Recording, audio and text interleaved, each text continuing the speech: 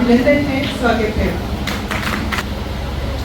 जिसको कहते हैं फ्रेंडशिप डे। तो आइए दोस्ती करते हैं। किससे करना है? खुशियों से। दोस्ती करना है अच्छे विचारों से।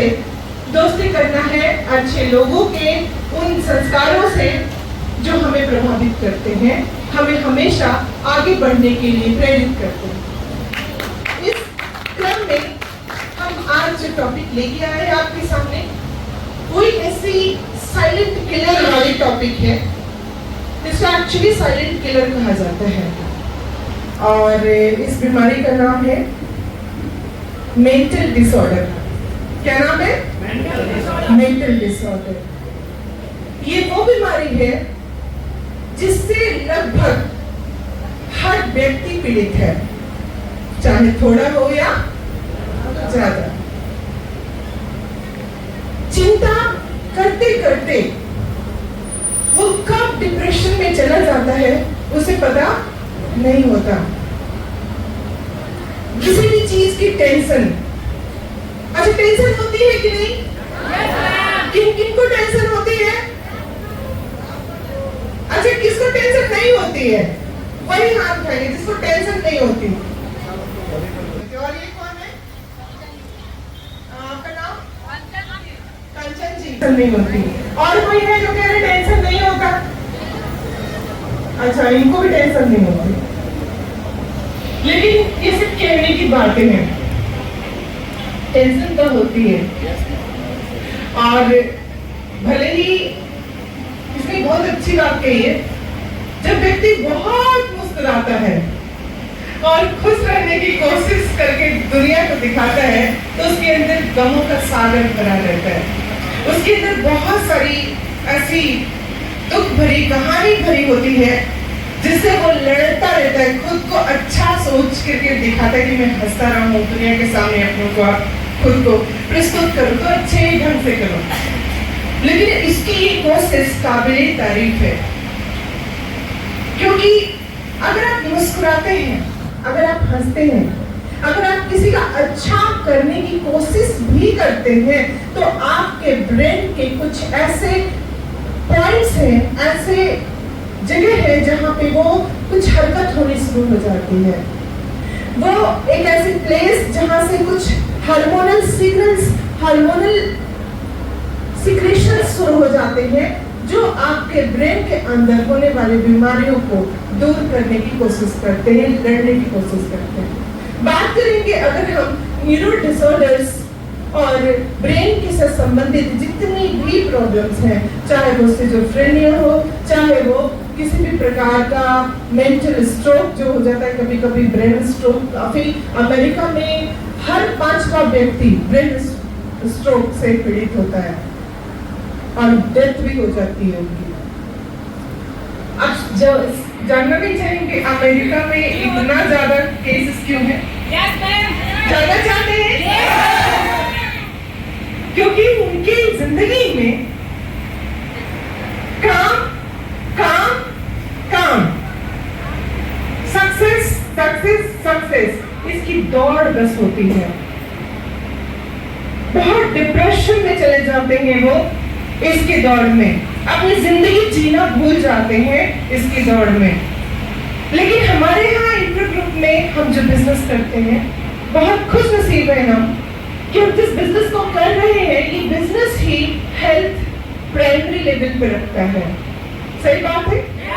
हम अपनी हेल्थ को सर्वोपरि रखते हैं, क्योंकि आप अगर अपने हेल्थ को सर्वोपरि नहीं रखेंगे तो आपके साथ जो पेशेंट्स आते हैं, जुड़ते हैं, वो आपसे पहला सवाल ये करते हैं कि आप जब खुद ठीक नहीं है तो आप दूसरे को कैसे ठीक करेंगे। सही बात है? तो हमें अपने हेल्थ को सबसे पहला प्रेफरेंस देना होगा। कहते हैं हेल्थी व्यक्ति वही है जो अंदर से खुश रहता है। बीमारी में भी अगर वो खुश रहने की कला जानता है, अगर किसी को फीवर है, हाँ तो है तो क्या हुआ, काम करते रहेंगे, खुश रहेंगे, अपने आप फीवर क्या हो जाता है, चला जाता है। और एक व्यक्ति जो फीवर को लेके बेड पे सो जाता है और ये कहता है मेरी तबीयत बहुत खराब है, हमको अभी कुछ नहीं काम समझ में आ रहा, तो उसकी बीमारी और प्रतिदिन बढ़ती जाती है। बात करते हैं एक ऐसे सेगमेंट की जिसको कहते हैं सिजोफ्रेनिया, जो कि मेंटल डिसऑर्डर का टॉपिक है हमारा। तो सिजोफ्रेनिया एक्चुअली होता क्या है? इसमें 3 प्रकार के चेंजेस मिलते हैं, पॉजिटिव, नेगेटिव, और एक होता है सिचुएशनल। पॉजिटिव क्या होता है? पॉजिटिव सीक्वेंस, पॉजिटिव मत समझिए उसको, वो एक्चुअली उस व्यक्ति को ऐसा लगता है कि वो पॉजिटिव है, लेकिन वो सिम्टम्स है उसका, पॉजिटिव सिम्टम, उसमें हालुसिनेशन होता है, उसको अपने आप से बड़बड़ा के बात करने की आदत होती है, कोई नहीं है व्यक्ति वहां आसपास और वो बड़बड़ाता रहता है, कुछ बोलता रहता है, ऐसा उसको लगता है कि कोई सामने से कुछ बोल रहा है। आप अगर उसको बताने की कोशिश करेंगे कि तुम्हें, मुझे कुछ नहीं सुनाई दे रहा, तुम्हें कैसे सुनाई दे रहा है, तो वो आपको गलत साबित करेगा, और गलत ही नहीं साबित करेगा, आपसे दूर जाने की भी कोशिश करेगा। आपको वो अपना एक अच्छा फ्रेंड नहीं समझेगा जब आप उसको अपोज करेंगे। ये होता है कि आप अपने आप बड़बड़ाना। हेलुसिनेशन 2 प्रकार के होते हैं, एक विजुअल, एक ऑडियल। ऑडियो मतलब सुनकर, मतलब ऐसा लगता है उसको आवाजें सुनाई पड़ती रहती हैं, बहुत अजीब सी आवाजें उसको आती रहती हैं, और वो कभी कभी वो अचानक से बैठा रहेगा, बात करता रहेगा, आपको लगेगा किसी से बात कर रहा है, ऐसा फील कराएगा वो। एक होता है विजुअल, उसको कुछ चीजें दिखाई देने लगती हैं। बहुत ही डेंजरस सिचुएशन होती है सिजोफ्रेनिया के पेशेंट्स की, और सबसे खतरनाक पहलू ये है सिजोफ्रेनिया का कि वो जो व्यक्ति उसको उसकी भावनाओं के अनुसार, उसकी अपनी इच्छाओं के अनुसार उसको नहीं रखना चाहता, यानी कि उसको अपोज करता है, वो उसके लिए बहुत सारी प्रॉब्लम्स क्रिएट कर सकता है, और उसको अपना दोस्त नहीं दुश्मन समझ के उस पर कई बार प्राणघातक आक्रमण भी कर सकता है। तो सिजोफ्रेनिया के पेशेंट्स अगर आपकी जानकारी में हो तो उनके साथ सबसे पहला काम क्या करना है, उनसे प्यार भरी दोस्ती अपना लेनी, दोस्ती कर लेनी है। उनकी हर बात में हाँ हाँ बोल देना, हाँ हाँ मुझे भी सुनाई दे रहा है, हाँ मुझे भी दिखाई दे रहा है। तो जब तक आप उसको अपने कंट्रोल में नहीं लेंगे, वो आपके किसी ट्रीटमेंट को स्वीकार नहीं करेगा। तो हमको जब ट्रीटमेंट करते हैं तो हमारे यहाँ एक बहुत अच्छी चीज ये है कि हमारे यहाँ ब्रेन का एक ही कॉम्बिनेशन चलता है, पता है आपको? चाहे वो किसी भी न्यूरो डिसऑर्डर का शिकार हो, किसी भी प्रकार का, चाहे बचपन से वो कभी होता है कि नस दब जाता है, रोया नहीं, नस दब गया, तो ऐसे केसेस ही क्यों ना हो, या फिर कोई डिप्रेशन का ही केसेस क्यों ना हो, सिजोफ्रेनिया का केस क्यों ना हो, अगर किसी को मल्टीपल स्क्लेरोसिस हो जाता है, ये जेनेटिकल डिसऑर्डर है, इसमें हमारे न्यूरॉन्स जो होते हैं कहीं कहीं पे वो अटैक किए जाते हैं किसी एक्सटर्नल और इंटरनल इन्फेक्शन वाले वायरसेस, बैक्टीरिया और अन्य किसी चीजों से। एक और बीमारी होती है जो बहुत ही लोगों में आमतौर पर देखते हुए हाथ हिलता रहता है, क्या कहते हैं उसको? क्या कहते हैं? नहीं, उसको मिर्गी नहीं कहते।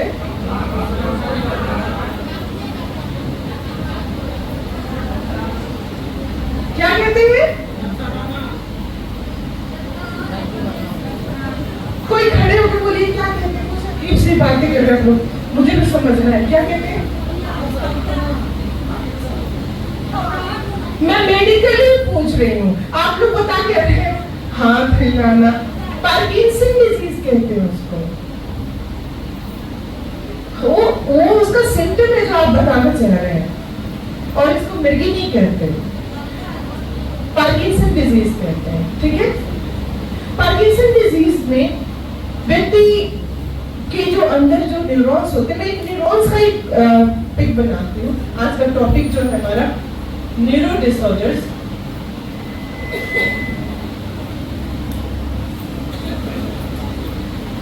Mental illness.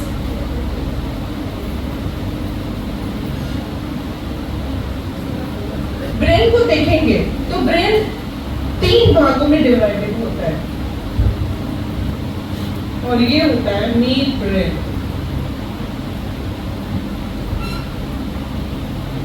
और ये होते हैं सारे न्यूरॉन्स ये स्पाइनल कॉर्ड कहलाता है और ये बहुत ही सॉफ्ट होता है। अंदर में आपको बहुत सारे इस तरीके की ये न्यूरॉन्स का एक स्ट्रक्चर दिखाई देता है। इसको सल्सी बोलते हैं, सल्सी। ये बीच में दो भाग में बटा रहता है, यहाँ से हेमिस्फीयर, दो हेमिस्फीयर होते हैं। ये एक बहुत ही कठोर एक ऐसे हार्ड कवरिंग में बंद होता है जिसको क्रैनियम कहते हैं। और क्रैनियम के भीतर एक और बहुत सारी 3 लेयर्स होती है, एक्चुअली 3 लेयर्स क्रैनियम के भीतर। क्रैनियम बहुत स्ट्रॉन्ग होता है, उसके भीतर 3 लेयर होती है जिसको बोलते हैं मेनिन्जेस।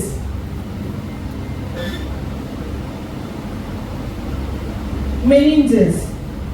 अगर किसी को चोट लगती है तो क्रैनियम उसको क्या कर लेता है, सॉकर की तरह काम करता है, उसको अब्जॉर्बर की तरह काम करता है।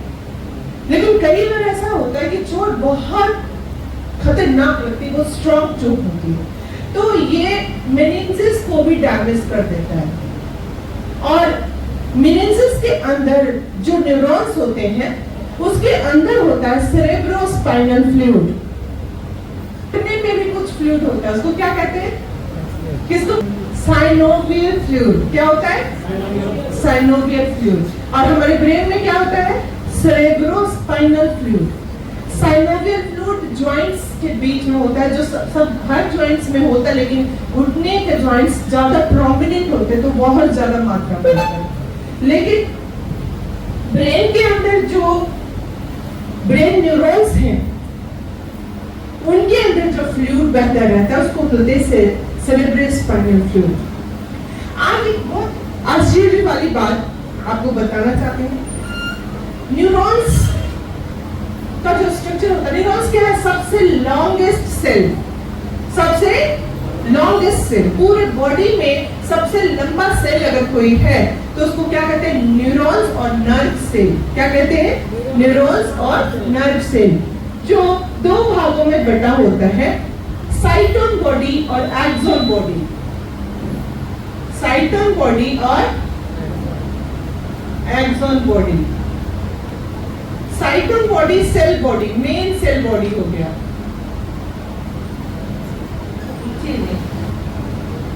इस तरीके से डेंड्राइट्स होते हैं, फिर ये किसी और से अटैच हो जाते हैं और इस प्रकार बहुत बड़ा सेल का स्ट्रक्चर, न्यूरॉन्स का स्ट्रक्चर होता है। डिजेनरेटिव होते हैं या रीजेनरेटिव, मतलब न्यूरॉन्स वापस बड़े, मतलब सेल डिवीजन कर सकते हैं, कर सकते हैं, नहीं कर सकते।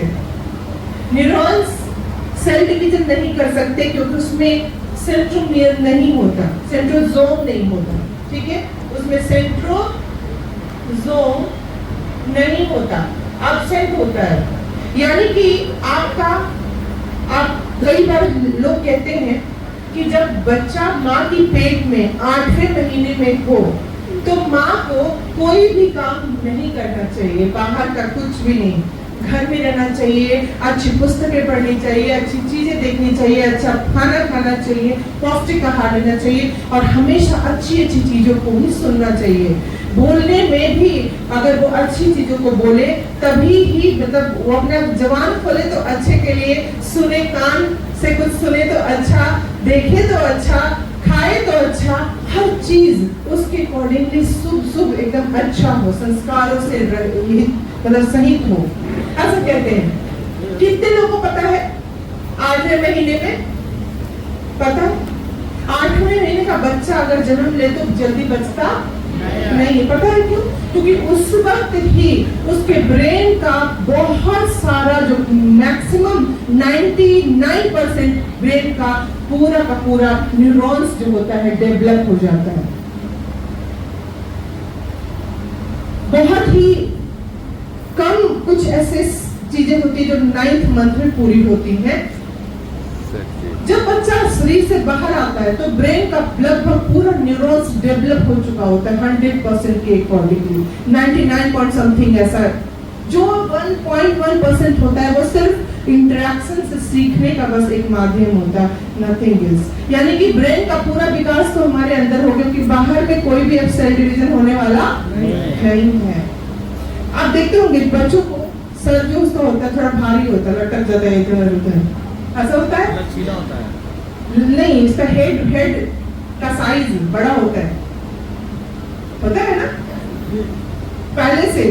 क्यों? क्योंकि उसका ब्रेन का न्यूरॉन्स ऑलरेडी डेवलप हो चुका है 8वें महीने में, यानी कि 7वें महीने से ही अगर आप प्रिकॉशंस नहीं लिए तो बच्चे में एबनॉर्मलिटी आ जाएगी। यानी कि हम लोग जो ये सोचते हैं कि ब्रेन किसी का प्रॉब्लम में है या कोई न्यूरो डिसऑर्डर है तो बाहर आने के बाद वो नहीं, वो अंदर में ही प्रॉब्लम आ गई, या तो जेनेटिकली आ गई, या तो बिहेवियरली आ गई, या सिचुएशनली आ गई। हो सकता है खान पान से आ गई। मैक्सिमम आप अगर खान पान से अगर अपने आप को शुद्ध रखते हैं तो बच्चे बहुत अच्छे एकदम बिल्कुल हेल्दी ब्रेन के साथ पैदा होते हैं। तो हमें सबसे ज्यादा ध्यान देने की जरूरत होती है गर्भावस्था के दौरान, माँ जब 8वें महीने में होती है तब। और उस वक्त न सिर्फ बाहर आना जाना बल्कि घर में भी उसको एक ऐसा माहौल देना जो जिसे कहते हैं कि बिल्कुल सुख सुविधाएं अलग चीज होती है, संस्कार अलग चीज होते हैं।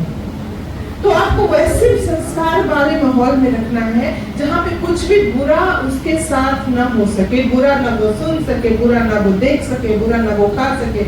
ऐसी चीजों के साथ अगर रखते हैं तो ब्रेन एक मतलब बच्चा जो होता है सक्सेसफुल एक हेल्दी ब्रेन के साथ आता है, फिर वो बाहर आकर के हर चीज से मुकाबला करने के लिए तैयार होता है। आजकल जितने भी बच्चे न्यूरो डिसऑर्डर के शिकार हैं उनके साथ यही प्रॉब्लम माँ समझ नहीं पाती, या उनके आसपास जो लोग होते हैं उनकी फैमिली जो होती है वो 8वें महीने में ध्यान नहीं दे पाते। इस ट्रेनिंग का मकसद सिर्फ ये नहीं होता कि हम आने वाली बीमारियों का ट्रीटमेंट करें, हमारे ये मकसद भी होता है कि आने वाली परेशानियों से बचें, आने वाली समस्याओं को खत्म कर दे, पहले ही समझ ले इतना, जान ले इतना कि आने वाले सिचुएशंस हमारे हाथों में हो, हमारे कंट्रोल में हो। और ब्रेन जब अपने आप में हेल्दी होगा तो सब कुछ हमारे कंट्रोल में होगा। अच्छी बात यह है कि हमारे पास ब्रेन के डिसऑर्डर्स जितने भी प्रकार के हैं उनसे लड़ने के लिए, उनको क्योर करने के लिए बहुत सारे सप्लीमेंट्स हैं। और ये सप्लीमेंट्स न सिर्फ कारगर हैं बल्कि वो ब्रेन को बिल्कुल डिजीज फ्री करके आपको एक नई जिंदगी शुरू करने का मौका देते हैं। हम बात कर रहे थे ब्रेन के पार्ट्स का और न्यूरॉन्स का। न्यूरॉन्स अगर डिवाइड नहीं हो सकते तो कैंसर कैसे होगा बताइए? क्योंकि कैंसर का कॉज क्या है या डेफिनेशन क्या कहते हैं? अनकंट्रोल्ड ग्रोथ ऑफ सेल्स, है ना? Uncontrolled growth of cells. और जब ये सेल डिवाइड ही नहीं होगा तो अनकंट्रोल्ड ग्रोथ कैसे होगा? हाँ, ये क्वेश्चन बहुत ही जगह पूछा जाता है कि जब neurons are degenerative, they can't duplicate, they can't do cell division, then why brain cancer is exhibited? तो उसका एक सीधा अर्थ है कि ब्रेन में कुछ न्यूरो गैंग्लिया करके सेल्स होते हैं, गैंग्लियॉन्स। इन गैंग्लियॉन्स में सेंट्रोसोम होता है और ये गैंग्लियॉन्स क्या करते हैं? ये एक न्यूरॉन्स को दूसरे न्यूरॉन से जोड़ने का कार्य करते हैं। तो ये जो गैंग्लियॉन्स हैं ये सेल डिवीजन करते हैं और इनमें किसी भी प्रकार का इन्फेक्शन, किसी प्रकार की एबनॉर्मलिटी इनको ट्यूमरस बना देती है और इसकी वजह से हमें ब्रेन कैंसर या ट्यूमर होता है। ब्रेन इतना सोफिस्टिकेटेड होता है कि ट्यूमर से ही व्यक्ति की जान चली जाती, कैंसर की नौबत नहीं आती, इतना सोफिस्टिकेटेड होता है। तो ब्रेन ट्यूमर ही सबसे बड़ा कारण है। हमें कहीं भी ट्यूमर होता है, अभी भी आपके बॉडी में कहीं बहुत सारे ट्यूमर्स होंगे। ट्यूमर दो प्रकार के होते हैं, एक होता है मैलिग्नेंट। ट्यूमर कितने प्रकार का होता है? दो प्रकार का। एक होता है मैलिग्नेंट और एक होता है नॉन मैलिग्नेंट।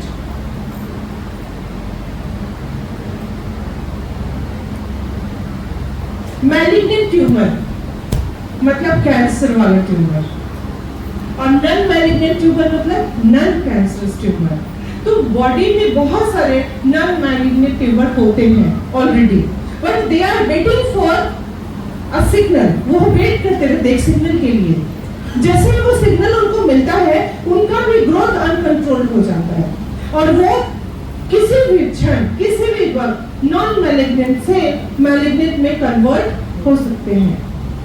और इसको खत्म करने का मतलब, ये ट्यूमर को खत्म करने का आपको जान के बहुत आश्चर्य होगा, सबसे अच्छी दवा क्या है? गुगलू?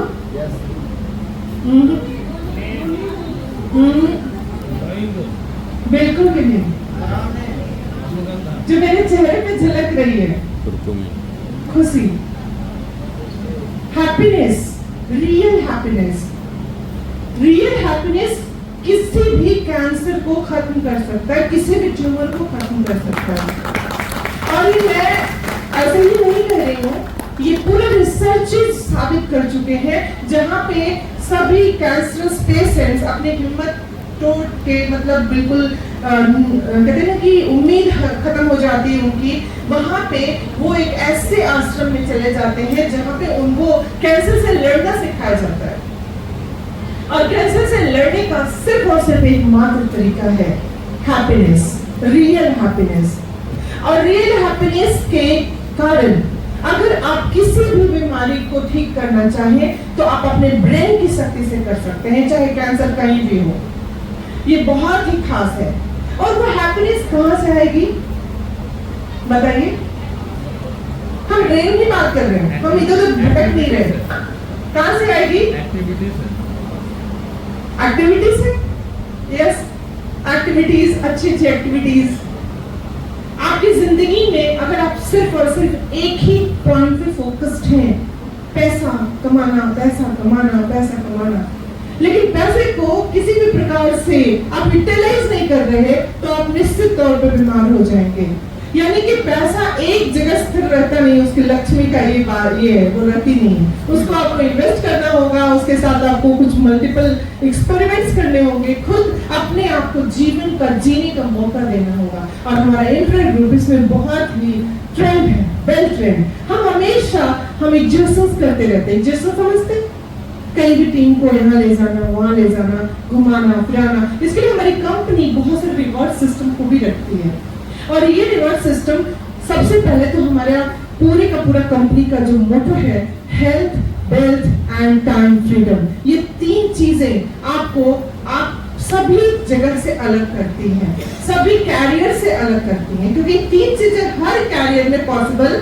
आपको तीनों चीज एक ही छत के नीचे इम्प्रेट ग्रुप प्रोवाइड कराता है कि ब्रेन को अगर इन ट्यूमर से मुक्त करना हो, यानी कि ट्यूमर्स हर किसी के अंदर होते हैं, पूरी बॉडी में ट्यूमर होते हैं, लेकिन वो पता नहीं चलता हमें। अगर उनसे मुक्त होना है, उनको कभी भी मैलिग्नेंट बनने ही नहीं देना, और किसी भी प्रकार का नॉन मैलिग्नेंट ट्यूमर भी उसको भी भगा देना है, तो आपको ब्रेन को साफ और क्लीन रखना होगा, और उसके लिए घूमना फिरना अति आवश्यक है। तो कभी सारी जिम्मेदारियों से मुक्त होकर के अपने लिए, स्वयं के लिए जगह और अपने लिए टाइम निकालिए, खुद से बातें कीजिए, खुद को जानने की कोशिश कीजिए। कि जो व्यक्ति खुद को जानना सीख जाता है, फिर उसे पूरी दुनिया अच्छी लगने लगती है। क्योंकि कहते हैं ना, बुरा जो देखकर मैं चला, बुरा न मिलियो कोई, जो दिल खोजा अपना, मुझसे बुरा ना होए। तो सबसे पहले अगर किसी को क्योर करना है, तो अपनी आत्मा को शुद्ध करना सीखिए, अपने ब्रेन को प्योर कीजिए, अपने आप को प्योर कीजिए, फिर आपको पूरी दुनिया प्योर कज्जल नजर आने लगी। कभी भी आपने चश्मा लगाया है?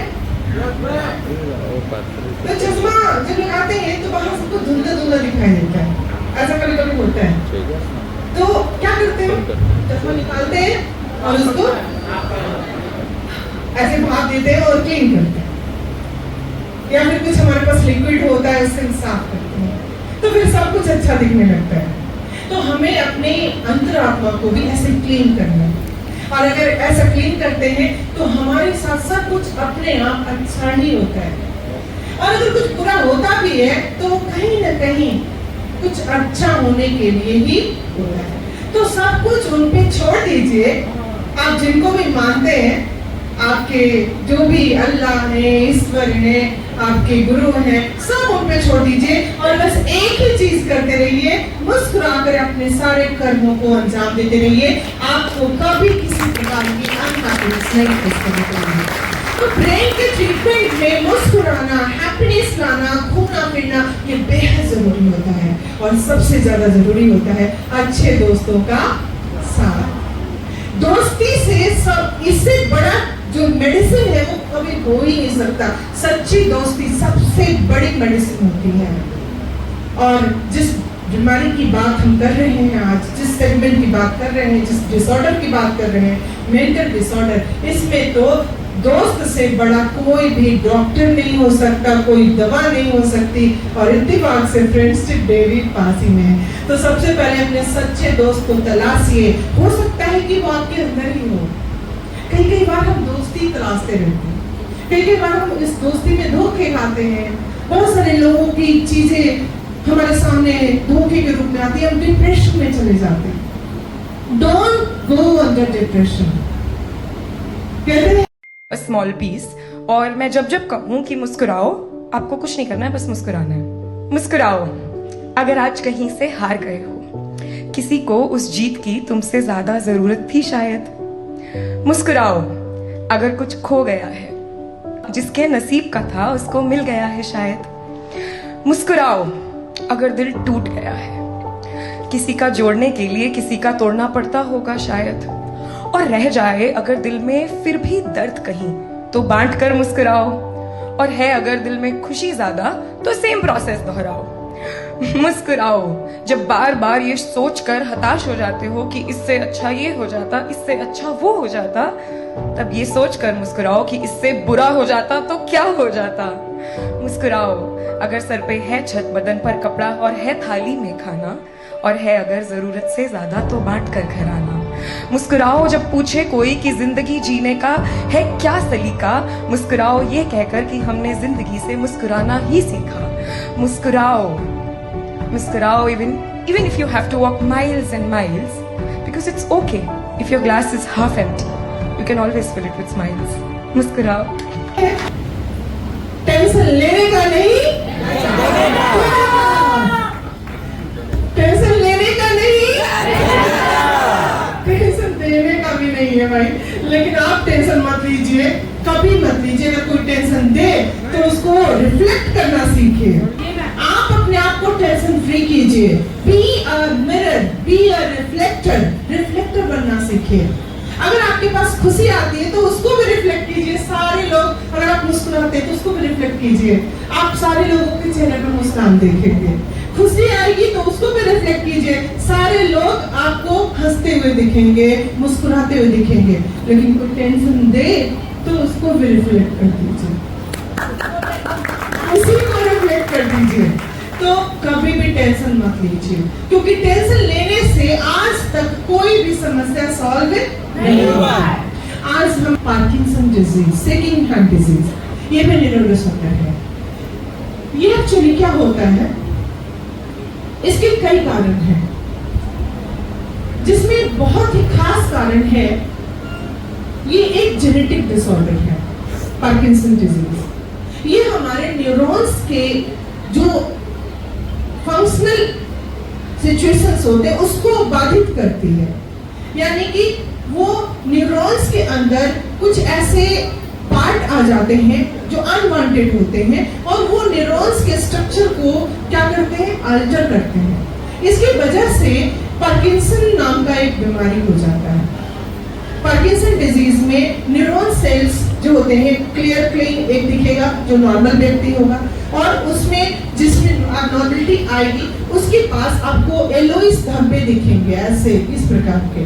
जब उसके ब्रेन के अंदर जब ये देखे जाते हैं तो ये धब्बे ही उसका उसको सिम्टोमेटिक जो होते हैं उसका सिम्टम से पता चलता है कि धब्बे येलो टाइप के धब्बे दिखते हैं। हमारे पास येलो पेन नहीं है, हम रेड पेन से इसको बना रहे हैं, तो येलो धब्बे दिखेंगे। ये किस केस में होता है? पार्किंसन डिजीज में। पार्किंसंस, इसको सेकंड हैंड डिजीज भी कहते हैं, या व्यक्ति पूरा का पूरा ही सिक होता है।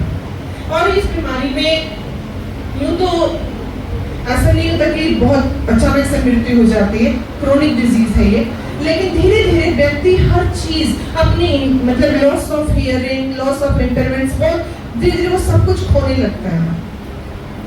ये तब घातक सिद्ध होता है जब अचानक से उसको किसी प्रकार की अटैक या ब्रेन स्ट्रोक आ जाते हैं, क्योंकि पार्किंसन डिजीज में स्ट्रोक्स आना क्वाइट नॉर्मल होता है।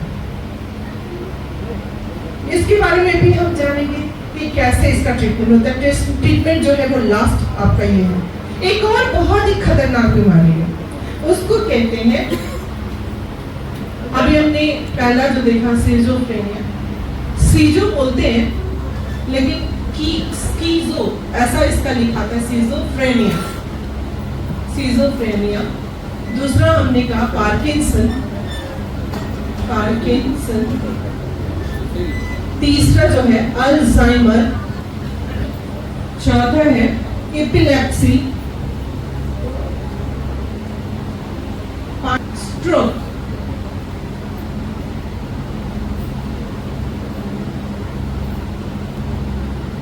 ये मेन डिजीजेस हैं। एक है मल्टीपल, एमएस बोलते हैं, मल्टीपल स्क्लेरोसिस, मल्टीपल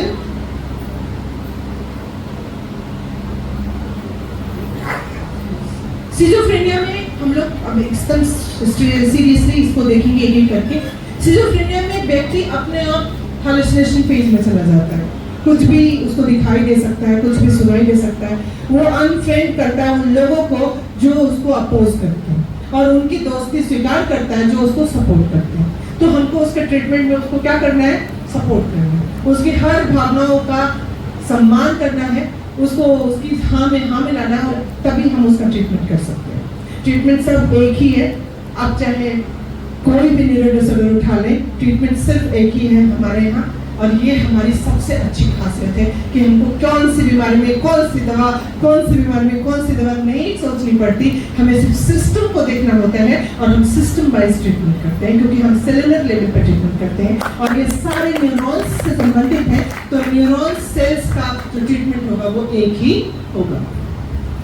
सिजोफ्रेनिया समझ के, उसके बाद पार्किंसन, इसमें व्यक्ति सेटिंग जो होता है, सेटिंग है इसको कहते हैं। इसमें आपको दिखा कि न्यूरॉन सेल्स के आसपास आपको पीले पीले धब्बे दिखाई देंगे इसके डायग्नोसिस में। तो समझ में आ जाता है कि इसको आगे चलकर पार्किंसन डिजीज होने के खतरे हैं।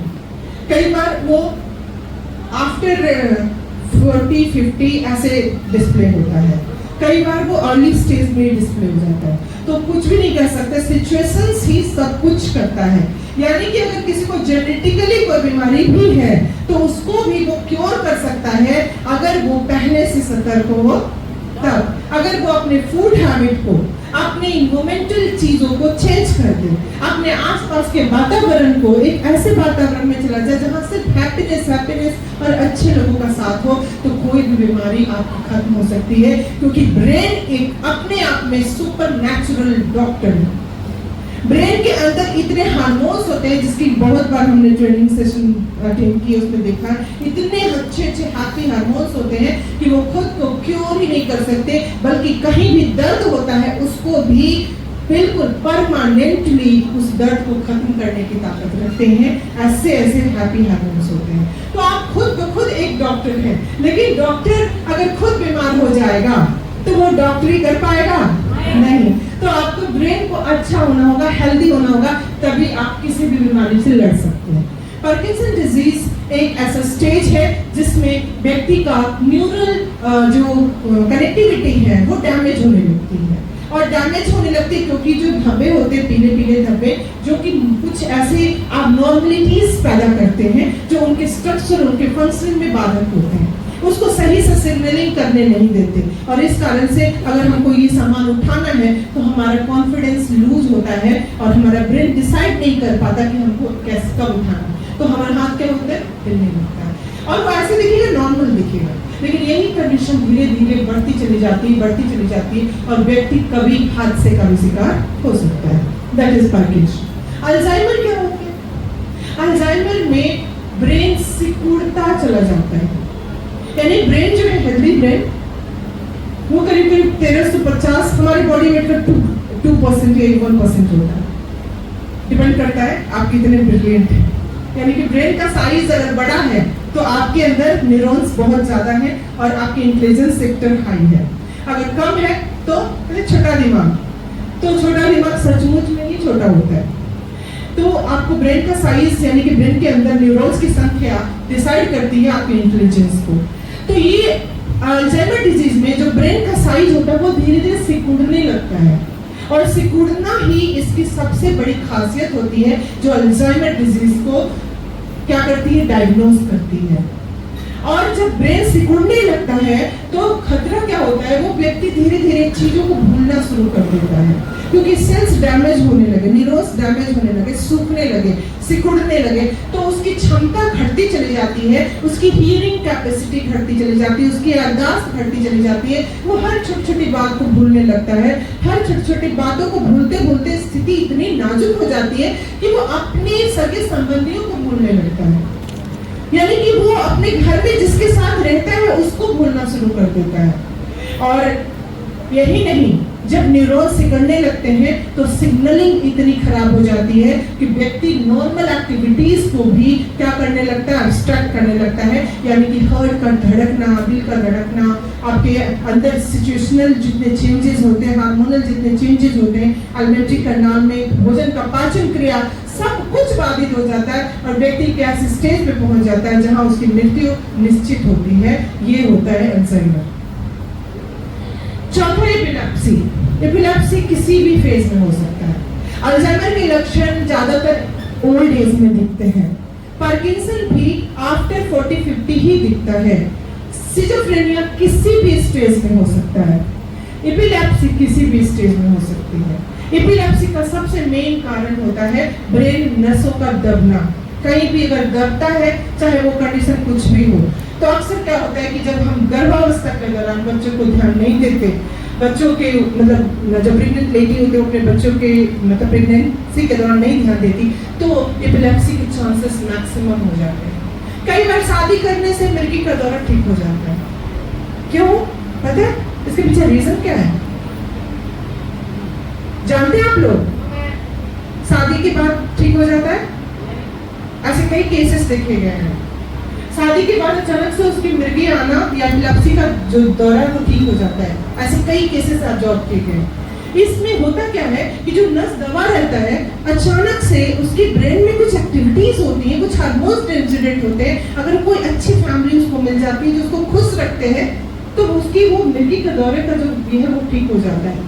और अगर उल्टा, अगर उसको फैमिली थोड़ी अबनॉर्मल मिलती है या उसके सिचुएशनल ऐसे कंडीशंस होते हैं जहाँ उसको सिर्फ टेंशन ही टेंशन हो, तो ये और भी ज्यादा खतरनाक हो जाता है और भी ज्यादा सिचुएशन डेंजरस सिचुएशन हो जाती है। तो एपिलेप्सी में आपको सबसे पहले तो खुश रहना होता है।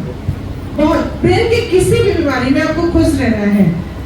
ब्रेक के दौरान व्यक्ति जो होता है अपने ही आपको हर्ट कर लेता है। अचानक से गिर जाना, मुंह से झाग निकलना, आंखों की पुतलियां मतलब ऐसे अटक जाना, टेढ़े हो जाना, बॉडी का अकड़ना, ये सारी चीजें बेहद आम हैं। और इस कंडीशन में पेशेंट को दांत पे दांत कभी बैठ जाता है ना?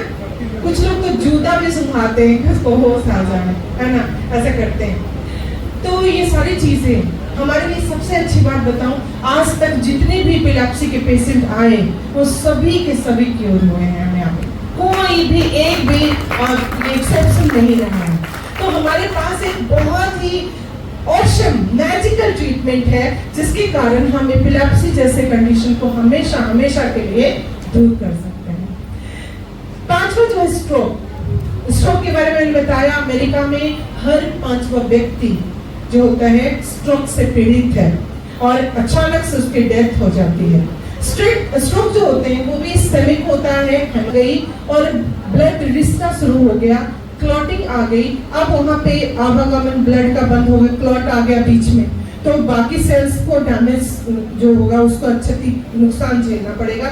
वहाँ पे ब्रेन में जो है नॉर्मल जो होना चाहिए फ्लो ब्लड का वो बंद हो गया, तो उसकी वजह से भी स्ट्रोक आ जाते हैं। कंडीशनल कुछ ऐसी अचानक से कुछ सुनना, कुछ ऐसी घटना जो आपको अचानक से एकदम से अब्रप्ट कर दे हार्ट को और ब्रेन वो सप्लाई ब्लड का बंद कर दे, तो आपको स्ट्रोक कंडीशन झेलनी पड़ सकती है। तीनों ही कंडीशन में वे स्ट्रोक का एक ही चीज है, ब्रेन के न्यूरॉन्स को, ब्रेन के सेल्स को ब्लड नहीं मिला, यानी ऑक्सीजन नहीं मिला, तो ब्रेन क्या हो जाएगा, स्ट्रोक कंडीशन में चला जाएगा, डेथ हो जाएगी। मैक्सिमम केसेस ब्रेन स्ट्रोक में डेथ ही होती है। तो इन चीजों से बचने के लिए स्ट्रोक से कैसे बचा जा सकता है, कैसे बचा जा सकता है, यानी कि ब्लड का फ्लो अच्छा रखना है। ब्लड का फ्लो कैसे अच्छा रहेगा, कैसे, जब हम हार्ट को अच्छा रखेंगे। हार्ट को कैसे अच्छा रखेंगे, हम अच्छी अच्छी चीजें खाएंगे जो हार्ट को पसंद है, जैसे फ्रूट्स खाएंगे, वेजिटेबल्स खाएंगे, कच्ची चीजें ज्यादा पसंद है हार्ट को। हार्ट का बहुत अच्छा जो आहार है क्या है पता है, बताइए कितनी बार हार्ट की टॉपिक हो गई है। हार्ट के लिए अच्छे अच्छे आहार क्या है, खट्टे मीठे फल बहुत अच्छा लगता है हार्ट को, जो चटकारा लेके जब फल खाते हैं ना वो बहुत पसंद है हार्ट को। हाँ, अनार भी बहुत पसंद है हार्ट को, और जितनी भी बेरीज हैं, आप जरा देखिए हार्ट को जो जो पसंद है ब्रेन को भी पसंद है, यानी कि हार्ट और ब्रेन का बहुत बड़ा और बहुत अच्छा कनेक्शन है, दोस्ती है भाई। तो इस दोस्ती को और साकार कर दे, और बहुत सारे नट्स हम खाते हैं। नट्स क्या होते हैं, जैसे बादाम, जैसे पिस्ता, जैसे अखरोट, जैसे मखाना, इन सब चीजों का सेवन, अगर तेल रहित सेवन करना चाहिए, ऑयल लेस सेवन करना चाहिए।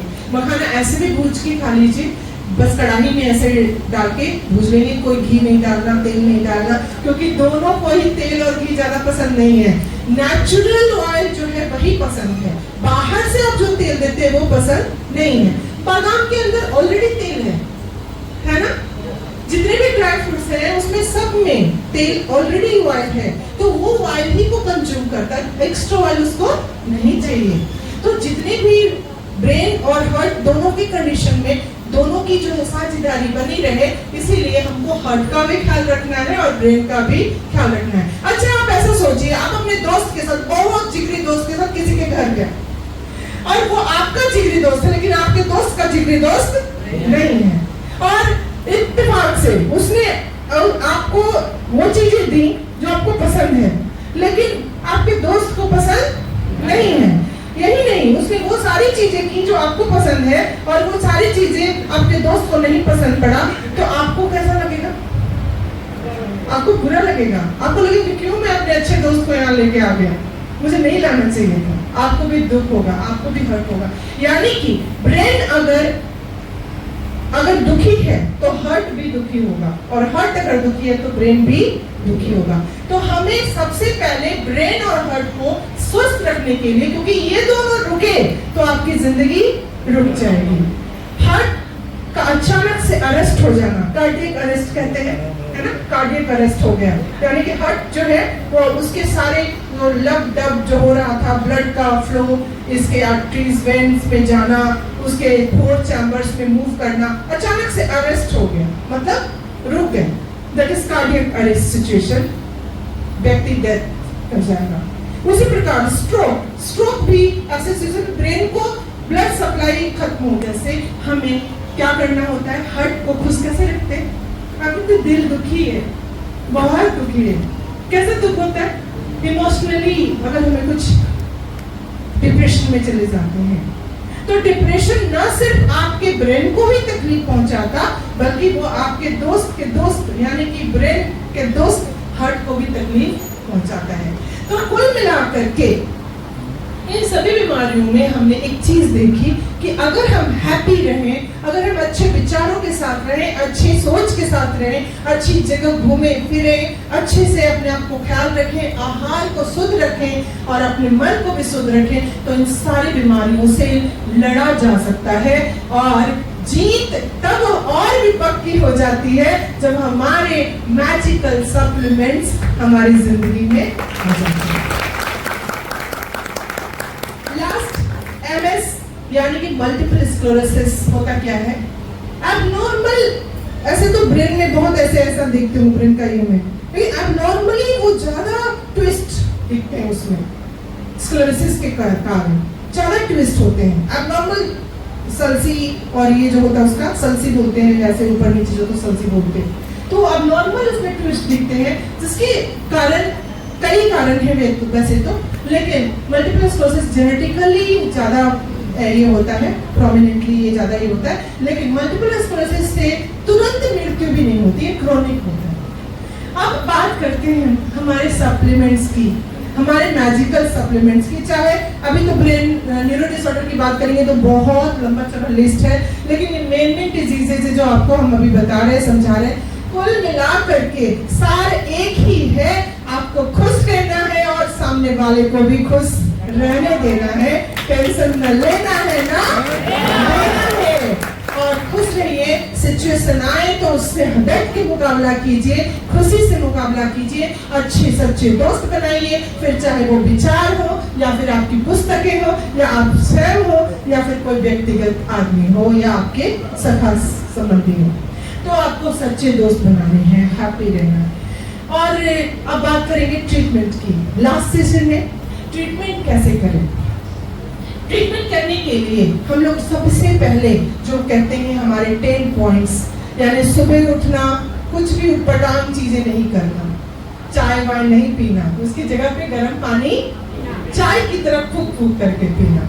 इससे आपके शरीर में जितने भी, आपने देखा इसमें सारा ब्लड सर्कुलेशन से ज्यादातर रिलेटेड चीजें हैं, यानी कि ब्लड सर्कुलेशन को सही रखने के लिए हमें ब्लड का शुद्धिकरण करना पड़ेगा।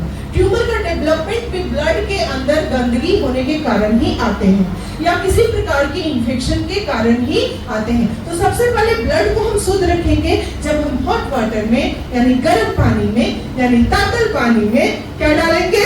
तुलसी। और तुलसी हमेशा पिए एकदम शुद्ध मन से, क्योंकि तुलसी हमें बहुत पवित्र एक ऐसी मतलब हमारी धार्मिक ग्रंथों से जुड़ी हुई, हमारी भावनाओं से जुड़ी हुई एक छोटा सा प्यारा सा पौधा जो कि आपकी जिंदगी को बदल सकता है, ऐसी होती है तुलसी मैया। हम उसकी पूजा करते हैं, तो उसको पीते समय विचार शुद्ध रखें, मन शुद्ध रखें और सबको दें जो जो आपके घर में है। इससे होगा क्या? आपके अंदर छोटी मोटी क्लॉट तो ऐसे ही तुलसी डिसअपीयर कर देंगे, छोटे मोटे क्लॉट्स हो जाते हैं, कभी कभी हम गिर जाते हैं तो चोट लग जाती है, वहाँ पे हरा हरा जैसे हो जाता है, वो सब नॉर्मली दूर हो जाता है। तो फिर क्लॉटिंग कहीं जमा हो, बनने ही नहीं देता। ऐसा अगर हम रोज पिए तो हमारे ब्लड सर्कुलेशन ऑलरेडी बहुत अच्छी रहेगी। पीने का तरीका और क्वांटिटी दोनों बहुत मायने रखता है, यानी कि आप कितना पीते हैं तुलसी, ये बहुत मायने रखता है, बहुत मायने रखता है।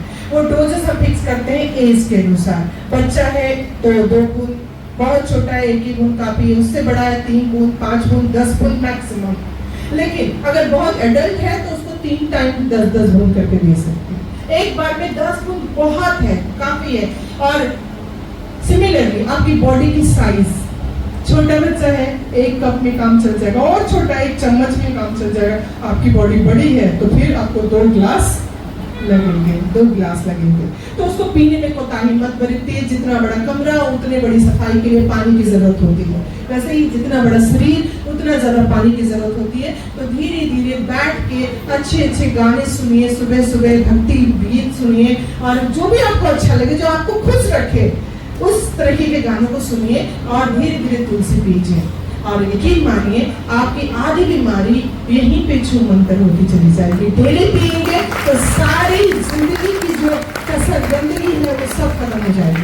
पहला। दूसरा, उसके बाद हमको अपने पेट यानी कि सेकंड ब्रेन, हमारा सेकंड ब्रेन कौन है?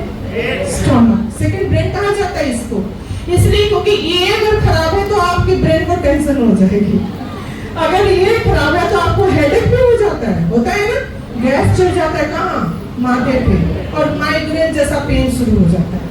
आपके अगर रोज रोज आप सही से लैट्रिन नहीं जा पाते तो कॉन्स्टिपेशन सिर्फ पेट तक सीमित नहीं रहता, आपके ब्रेन तक चला जाता है और आपको दिन भर कुछ भी मन नहीं करता करने का, सारी चीजें अवरुद्ध हो गई, ऐसा लगता है अच्छा से अच्छा न्यूज भी आपको सुनने का मन नहीं लगने देना है, एलिमेंट्री कैनाल में जंग नहीं लगने देना है। और इसीलिए खाया जाता है स्प्राउट्स, अंकुरित अनाज, बहुत ही जरूरी। अंकुरित अनाज का जो अंकुरन होता है, ये देखिए, आपने देखा होगा बीज को जब हम डालते हैं तो कुछ इस प्रकार का होता है, ऐसे हो जाता है ना, और ये होता है रेडिकल, और ये होता है प्लूमन।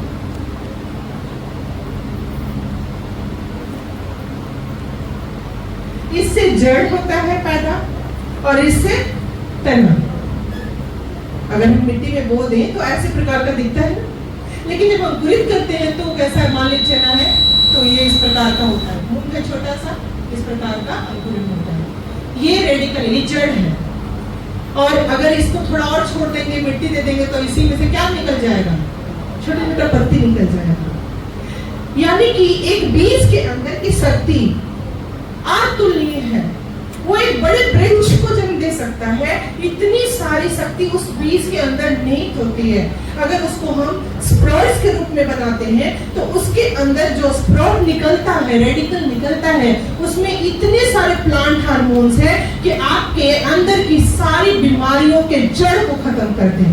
तो स्प्राउट्स खाना बेहद जरूरी है, बेहद जरूरी है। रोजाना आपको मूंग, और मूंग क्यों खाते हैं लोग, क्योंकि हमारा लीवर थोड़ा स्ट्रॉन्ग नहीं है, तो हमको एक सुपाच्य भोजन की जरूरत पड़ती, उसको हम क्या कहते हैं, मूंग। तो मूंग का स्प्राउट खाइए, और जब खूब लंबा लंबा निकल जाए तब खाइए, क्योंकि उसमें जितना लंबा निकलेगा उतना ज्यादा प्लांट हार्मोन होगा, और आपके आंतों की वो बहुत अच्छी एक्सरसाइज के लिए बेहद जरूरी, क्योंकि आंत क्या हम पचाने के लिए क्या करेंगे, एक्सरसाइज करेंगे। तो अगर आपका शरीर एक्सरसाइज नहीं कर पा रहा तो अपनी आंतों को एक्सरसाइज करने का मौका जरूर दें, क्योंकि अगर एलिमेंट्री कैनाल स्वस्थ रहा तो आपका ब्रेन, आपका हार्ट, आपके अंदर का ब्लड फ्लो एकदम से शुद्ध रक्त फ्लो करेगा, और जो कुछ भी गंदगी होगी वो सारा कचरा को खींच करके रफेज जो है उसका लेके चला जाएगा, और प्लांट हार्मोन्स का बौछार कर देगा, जिससे हर खतरनाक से खतरनाक जितने भी ट्यूमरस सेल हैं वो पहले ही डैमेज हो जाएंगे। तो फिर किसी प्रकार का स्ट्रोक, किसी प्रकार का ट्यूमर, नॉन मैलिग्नेंट, मैलिग्नेंट का चक्कर ही खत्म हो जाएगा। तो रोजाना स्प्राउट्स खाएं, बहुत जरूरी है। उसके बाद है फ्रूट्स।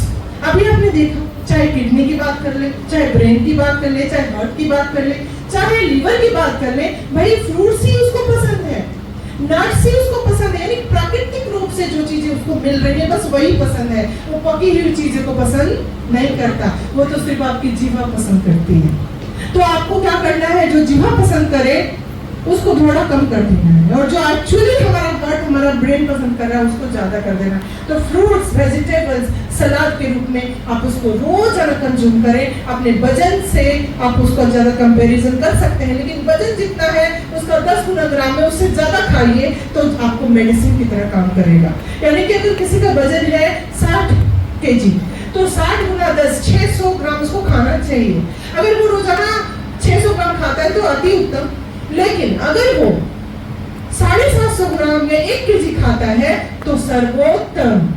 तो आपको ज्यादा से ज्यादा फ्रूट्स कंज्यूम करना है, ज्यादा से ज्यादा वेजिटेबल कंज्यूम करनी है, और नट्स को भी खाना है। नट्स ज्यादातर कोशिश करते हैं फुला के खाना चाहिए, चाहे बादाम हो, चाहे अखरोट हो, कोई भी नट बहुत ही सख्त होता है। आपको लगता है आप जब खाते हैं तो कट कट करके खाते हैं, है ना, चाहे वो उसको भी फुला के खाएंगे, चाहे किसमिस ही क्यों ना हो। किसमिस को भी अगर फुला के खाएंगे तो उसके गुण 4 से 10 गुने ज्यादा बढ़ जाते हैं। तो हमको कैसे खाना चाहिए, उसको फुला के खाना चाहिए। आप जो अंकुरित अनाज खाते हैं उसी में रात में डाल दें, उसी से आप उसको यूज कर सकते हैं, खा सकते हैं। ये तो हो गया। उसके बाद हमारे खाने की टाइमिंग बहुत इंपॉर्टेंट है, और खाने की जगह बहुत इंपॉर्टेंट है, और क्या खाते हैं वो बहुत इंपॉर्टेंट है। तो खाने की जगह कहाँ होना चाहिए, घर या ऑफिस एक अच्छा इन्वायरमेंट। अगर ऑफिस में तो ऑफिस में खाइए, घर में तो घर में खाइए, लेकिन खाने का आइटम जो होना चाहिए वो हमेशा घर का ही होना चाहिए और ज़्यादातर नेचुरल होना चाहिए। समय खाने का होना चाहिए 7 to 7 में हमको 5 मील्स लेनी है, जिसमें एक हो गया स्प्राउट, इवनिंग में भी 4 बजे स्प्राउट, 2 स्प्राउट हो गया, सुबह 7 बजे 4 बजे। अब ये 2 मील बचे हैं, इसमें हमको ब्रेकफास्ट क्या करना है, फल और सलाद। इसके बाद हमें दोपहर का खाना खाना है और उसके बाद रात का खाना शाम 6:30 बजे 7 बजे के पहले। और अगर इतना कर लिए तो फिर आपको किसी भी दवा की जरूरत नहीं पड़ेगी। और अगर इंफ्राग्रुप का साथ ले लिए तो इतना हंसाएंगे हम और इतना घुमाएंगे कि सारी बीमारी ऑलरेडी दूर हो जाएगी। और आप हमेशा खुश रहें, स्वस्थ रहें। और अब बारी हो चली है कि भाई बीमारी हो गई तो क्या करेंगे। तो हम लोग देखते हैं एक एक नाम आता है, वो है अश्वगंधा। बहुत ही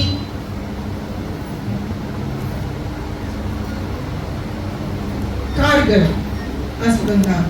ब्रेन की किसी भी बीमारी में अश्वगंधा का रोल इतना अहम है कि इसको कभी भी इग्नोर नहीं किया जा सकता। दूसरा जो है वो है मोरिंगा।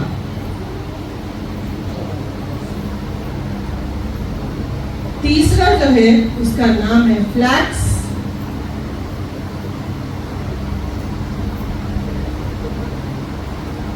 चौथा है ब्राह्मी।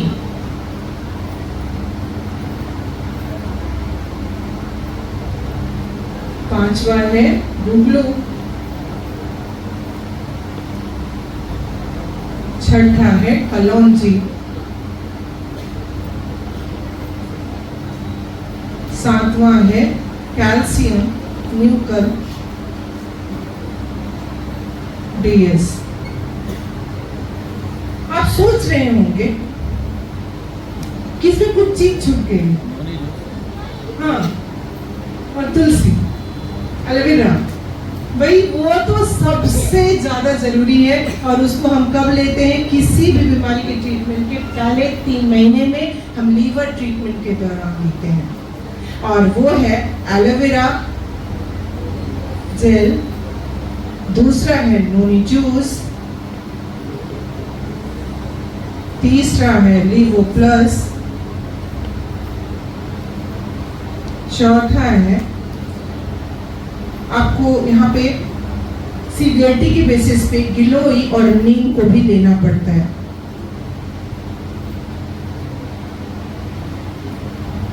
और Tulsi drop, not last but not least, Tulsi drop यहाँ पे क्लिक कर देते हैं, तुलसी ड्रॉप। और एक बहुत इंपॉर्टेंट जो सभी चीजों को क्लीन करने के लिए आपको बहुत अच्छे फॉर्म में मिलता है, वो है त्रिफला। त्रिफला ये हीरो है। आप जिस तेजी से गैसों की ओर ठिकाने लगाते हैं, उस तेजी से अगर आपने त्रिफला को ठिकाने लगाने शुरू किए, मैं देखिए जो असली काम करेगा इंटरनली, जो सेल्स लेवल पे काम करेगा, वो क्या है, त्रिफला। तो त्रिफला देना शुरू कीजिए लोगों को। आमतौर पे आपको अगर लिवर ट्रीटमेंट ले चुके हैं फिर भी थोड़ी थोड़ी समस्याएं आ रही हैं, ब्रेन से संबंधित, हार्ट से संबंधित, आपकी चलने फिरने से संबंधित, थकान से संबंधित, तो आप त्रिफला लेकर के अपने बहुत सारे 3 फल, 3 प्रकार के दोषों से आपके शरीर को मुक्त करते हैं। और ये 3 दोष आयुर्वेदा में बहुत ज्यादा इंपॉर्टेंट होते हैं। कौन कौन से? कफ, पित्त और वात। इन तीनों को संतुलित करता है त्रिफला। और इसीलिए चूंकि जब पूरा तीनों चीजों को संतुलित कर ही लेंगे तो बहुत सारी बीमारियां तो ऐसे ही खत्म हो जाएंगी। लेकिन यहाँ पे प्रॉब्लम क्या होती है, लोग अपने अंदर के जो प्रमुख तत्व है उसको पहचान नहीं पाते। जैसे मेरे अंदर का तत्व है पीत। मुझे पीत जो है वो ज्यादा मेरे अंदर है, अब नॉर्मली ज्यादा है। तो कैसे पहचानेंगे? किसी को ठंड से बहुत दिक्कत होती है तो उसके अंदर का जो ज्यादा है वो क्या है, कफ। और किसी को हमेशा पेट की समस्या बनी रहती है, हमेशा गर्मी बहुत ज्यादा लगती है, उसको कौन सा तत्व ज्यादा है उसके अंदर? पित्त। और जब पित्त आएगा तो बात साथ ही लेके आएगा। कफ बात बीच में है, कफ से भी और पित्त से भी, तो बात बीच में है बिल्कुल। कफ पित्त अगर दोनों इम्बैलेंस, कोई भी इम्बैलेंस हो तो बात का बनना ही बनना है। बात मतलब गैस। बात तो हमारे शरीर में रहना चाहिए कि नहीं? रहना चाहिए। हमारे शरीर में बहुत सारे ऐसे खाली जगह हैं, जैसे साइनसेस जिसको कहते हैं, जैसे हमारे इन्वेंट्री कर बहुत सारे ऐसे प्लेसेस जहाँ पे खाली जगह है, वहाँ पे रहना चाहिए। लेकिन अगर वो गलत तरीके से रहे, एबनॉर्मल रूप में रहे, तो वही बात कहलाता है, जिसको हम गठिया बाता के नाम से भी जानते हैं। अगर बात बेवजह कहीं फंस जाए तो आपकी जान अटक जाती है और कभी कभी मृत्यु तक हो सकती है। इसीलिए बात को कभी हल्के में नहीं लेना होता। तो आमतौर पर आपको जो सिंपल एक फेनोमेना अपनाना है, त्रिफला का सेवन आए गाहे बगाहे कर लीजिए। अगर 2-3 महीने पे एक बार त्रिफला एक डब्बा जरूर खा लें, ताकि आपके अंदर की जितनी भी कफ बात और पित्त के कारण समस्याएं हैं वो क्या हो जाए? बैलेंस हो जाए। और बैलेंस हो जाएंगी तो लीवर अच्छे से काम करेगा, आपके अंदर ब्लड का फ्लो अच्छा हो जाएगा और इस प्रकार आप स्वस्थ रहेंगे। तो लीवर ट्रीटमेंट में त्रिफला का बहुत अहम रोल है। किसी भी बीमारी के ट्रीटमेंट में इन सभी का बहुत रोल है। लेकिन यहाँ पे हम चूंकि न्यूरो डिसऑर्डर्स देख रहे हैं तो हम बात करेंगे अश्वगंधा की। अश्वगंधा सोमनिफेरा के नाम से जाना जाता है। अश्वगंधा जो है ये इंडियन जिनसन भी इसको कहते हैं और एक ऐसा हर्ब है जो आपके मेंटल कंडीशन को बैलेंस करता है। प्रॉब्लम ये इसके साथ होती है, बहुत गर्म होता है, लेकिन आप गर्म का भी काट है आपके फल। अगर आप फल बहुत अधिक मात्रा में अच्छे से खाएंगे तो आपको अश्वगंधा सूट करते देर नहीं लगेगा। लेकिन प्रॉब्लम उनको होती है जो अश्वगंधा खाते हैं लेकिन फल नहीं खाते। तो फलों को हम अपना बिल्कुल सप्लीमेंट से ज़्यादा अहम रोल प्ले करता है वो, इसलिए फल बेहद जरूरी है। अश्वगंधा आपके मेंटल किसी भी प्रकार के एबनॉर्मल सिचुएशंस को सही कर देता है, चाहे आप किसी एज ग्रुप में हो। जरूरी नहीं है कि आप 40 से ऊपर हैं तभी अश्वगंधा लें। अश्वगंधा आपके सर को पूरा पूरे बॉडीली स्ट्रक्चर को मेंटेन करने में, आपके मेंटल लेवल के हार्मोनल ये को मेंटेन करने में बहुत कारगर है। Moringa is super food, naturally एक गिफ्ट है प्रकृति का जो हमें मिला है मोरिंगा के रूप में। मोरिंगा एक ऐसी चीज है जिसके पत्ती, जड़, तना, फुंगी, फल सब कुछ खा सकते हैं आप, और जो मिले उसको खा लीजिए। अगर आपको अभी नहीं मिल रहा है मुनगा तो आप उसके पत्ते को निचोड़ के दाल में डाल के खा लीजिए। यकीन मानिए ये किसी भी प्रकार के ट्यूमरस ग्रोथ को रोक देता है, ब्लड के फ्लो को बहुत तेज कर देता है, अच्छे से क्लीन कर देता है, शुद्ध कर देता है पूरे शरीर के अंदर के फ्लो को, और ये आपके अंदर के मल्टीविटामिन्स जैसे तत्व की एबनॉर्मलिटी को दूर कर देता है। जैसे अगर आपको मिनरल्स लॉस है, विटामिन्स लॉस है, तो आप सिर्फ उसका पत्ता भी तोड़ के दाल में डाल के खा लेते हैं तो भी बहुत अच्छा है। लेकिन कंडीशन अगर दुर्बल हो गई, अगर बीमार हो गए, तो फिर उसके पत्ते से काम नहीं चलेगा। वहाँ आपको एक्सट्रैक्ट्स लेने ही पड़ेंगे, उसके डोजेस उसके अनुसार, बॉडी के अनुसार फिक्स करने ही पड़ेंगे। और मोरिंगा का डोज हम बच्चों में भी 2-2 चलाते हैं, आपने देखा होगा, खासकर न्यूरो डिसऑर्डर के बच्चे। अश्वगंधा हमेशा एक होता है, लेकिन अश्वगंधा और कलौंजी दोनों एक जैसे हैं, इनका डोज कभी ज्यादा नहीं दे सकते हैं। अश्वगंधा 1-1, कलौंजी 1-1, ये आप इतने पे ही आपका कैसा भी पेशेंट हो आपका डिजीज कंट्रोल में आ जाता है। लेकिन मोरिंगा बहुत अच्छा न्यूट्रिशन देता है, इसलिए इसका डोजेस हाई डोज में देंगे। 2 इज मिनिमम, 2 सबसे अच्छा डोज होता है जो आप बच्चों को भी दे सकते हैं। फ्लैक्सीड ऑयल क्वाइट नेसेसरी, क्योंकि ये हार्ट को बहुत अच्छा रखता है और ब्रेन के अंदर मूवमेंट्स जो होते हैं, इंफॉर्मेशन होते हैं, फ्लो ऑफ इंफॉर्मेशन, उसको बहुत ही अच्छे से रखता है। तो उसके लिए हमको फ्लैक्सीड ऑयल बहुत अच्छा, हमारा नेचुरल फ्लैक्स हमें मिलता है, जो प्योरेस्ट फॉर्म में हमें मिलता है हमारे फ्लैक्सीड कैप्सूल्स जो सॉफ्ट जेल्स होते हैं उनके अंदर। इसका डोज क्या लेना चाहिए? इसका डोज बच्चों के लिए 1-1 काफी है, बड़ों के लिए 2-2 और अगर बीच वाले एज के हैं तो उनको 2-2 देते हैं। ये काफी इंपॉर्टेंट है। फ्लैक्सीड, अगर बुखार लग रहा है तो फ्लैक्सीड को उस दिन या जिस समय फीवर है उसमें नहीं देंगे। ऑलरेडी टेम्परेचर को 3 to 4 डिग्री से बढ़ा देता है। तो फ्लैक्सिड फीवर में नहीं देके बाकी हर समय दे सकते हैं। ब्राह्मी को तो ब्रेन टॉनिक ही कहा जाता है। अगर ब्रेन में किसी प्रकार की एबनॉर्मलिटी है तो आपको ब्राह्मी का सेवन बेहद जरूरी है। इसके साथ एक शंखपुष्पी भी आता है, अभी हमारे कंपनी में भी वो आने वाला है बहुत जल्दी। शंखपुष्पी अगर वो आ जाता है तो हमारे बच्चे जो कहते कि बहुत कम तेज नहीं है और उनको समझ नहीं आता, एक्चुअली ब्रेन तो सबके अंदर है, वो फंक्शनल नहीं है। यानी कि हमारे ब्रेन का 1%, 0.1, 0.2 ऐसे करके हम ब्रेन को काम कराते हैं। सबसे मैक्सिमम जिसको आइंस्टाइन उसके ब्रेन को जब ये देखा गया तो 3%। अब सोच के देख लीजिए तो हम कितना यूज करते होंगे। तो शंखपुष्पी, ब्राह्मी ये दोनों ऐसे मतलब ये हैं आयुर्वेदिक हर्बल प्लांट्स हैं जो आपके अंदर के ब्रेन के फंक्शनल स्टेट को बढ़ा देते हैं और इसके कारण ब्रेन क्या हो जाता है, ज्यादा तेज चलने लगता है, सोचने की, समझने की शक्ति, तार्किक क्षमता वो बढ़ने लगती है। तो शंखपुष्पी भी बहुत जल्दी हमारे कंपनी में आने वाला है। ब्राह्मी ऑलरेडी है हमारे पास। और गुगलू आपके अंदर, शरीर के अंदर जितने भी एबनॉर्मल जो पदार्थ हैं उसको बाहर कर देता है। अगर बात करते हैं डिटॉक्सिफिकेशन की तो वहां पे गैनोडर्मा को हम छोड़ नहीं सकते। Ganoderma is very very important और हमारे पास गैनोडर्मा है जिसको हम भूल जाते हैं, गाए बगाए हम उसको याद करते हैं जब किडनी की बारी आती है, जब सीरियस बारी आती है किडनी की, जब कोई नहीं काम आता तो फिर गैनोडर्मा काम आता है। तो आप गैनोडर्मा भी अगर डिटॉक्सिफिकेशन के लिए देना है तो आप गैनोडर्मा भी आप उसको दे सकते हैं। गैनोडर्मा एक बहुत बेहद बेहतरीन बहुत अच्छा डिटॉक्सिफायर है जो न सिर्फ डिटॉक्सिफायर है बल्कि एक सुपर फूड भी है। गैनोडर्मा एक फंगस है जिसको आप मशरूम की तरह खा सकते हैं, मशरूम की जैसे उसका जो है पाउडर के रूप में एक्सट्रैक्ट जो है हमारे यहाँ मिलता है, काफी अच्छा होता है। आप इसको एज अ फूड ले सकते हैं, एज अ डिटॉक्सिफायर ले सकते हैं, एज अ ब्रेन और हर किडनी जैसे जो वाइटल ऑर्गन्स है उसको क्लीन करने के लिए भी गैनोडर्मा बहुत कारगर है। कलौंजी सभी कभी मौत के अलावा सभी चीजों में काम आती है।